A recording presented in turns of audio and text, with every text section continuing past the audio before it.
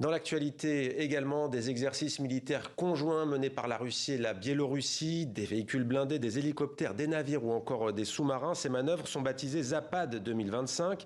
Elles se déroulent près d'une ville située à l'est de Minsk, la capitale biélorusse. Selon les autorités locales, on retrouve sans plus tarder notre envoyé spécial en Biélorussie, Julian Colling. Bonsoir Julian. Vous avez assisté à ces exercices militaires tout à l'heure. Alors Bonsoir. pourquoi ces manœuvres maintenant et quelle en est au juste la portée?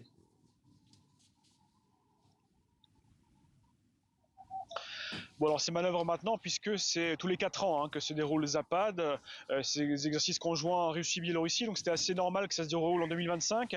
Mais effectivement, le contexte est extrêmement important et la portée très importante et très source d'inquiétude également en Europe, on peut dire. Parce que bien sûr, on sait les survols de drones russes ont eu lieu la semaine dernière, notamment dans l'espace aérien polonais et roumain, tout récemment, hier soir, je crois d'ailleurs. Et donc effectivement, les pays européens s'inquiètent d'autant plus de ces exercices conjoints Russie-Biélorussie que bien sûr la Biélorussie est un pays frontalier de la Pologne et de la Lituanie également, deux pays bien sûr membres de l'Union européenne et surtout membres de l'OTAN.